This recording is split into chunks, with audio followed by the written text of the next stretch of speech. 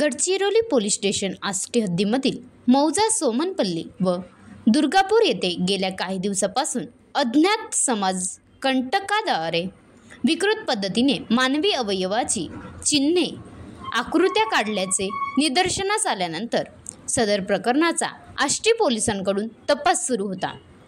याच दरम्यान दिनांक 21/2/2025 रोजी मौजा सोमनपल्ली येथील सार्वजनिक बस थांब्यावरील शेडच्या पत्र्यावर डॉक्टर बाबासाहेब आंबेडकर यांच्याविषयी अवमानजनक व आक्षेपार्ह मजकूर लिहिला असल्याचे परिसरातील नागरिकांनी पोलिसांना कळविले होते।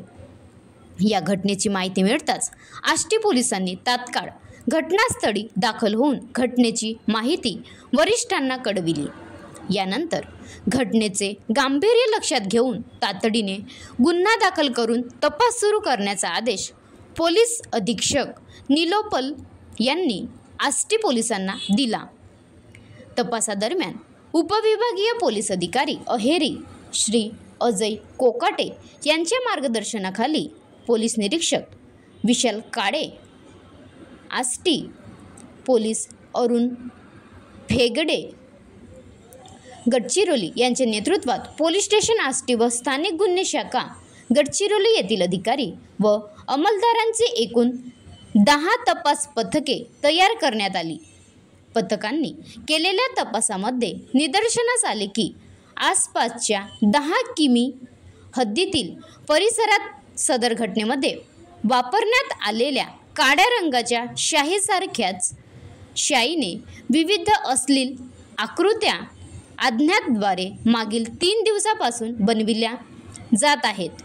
पोलीस पथकांनी आष्टी व चामोर्शी हद्दीतील अनेक गावांना भेट देऊन मिळविलेल्या गोपनीय माहिती व तांत्रिक पुराव्यांच्या आधारे इसम नामे सुमित जगदीश मंडल वय 18 वर्ष राहणार दुर्गापूर तहसील चामोर्शी जिल्हा गडचिरोली याने व एक अल्पवयीन आरोपी याने सोमनपल्ली बस थांब्यावर सदर आक्षेपार्ह मजकूर लिहिला असल्याचे पोलिसांना समजले।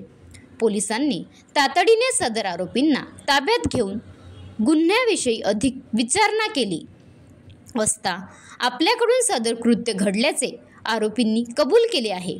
मानसिक विकृतीतून सदर पोलिसांनी हे कृत्य असल्याचे लक्षात येताच आष्टी पोलिसांकडून आरोपी सुमित जगदीश मंडल याला अटक करण्याची प्रक्रिया सुरू असून अल्पवयीन आरोपीस बालन्याय मंडळासमोर हजर करण्यात येणार आहे।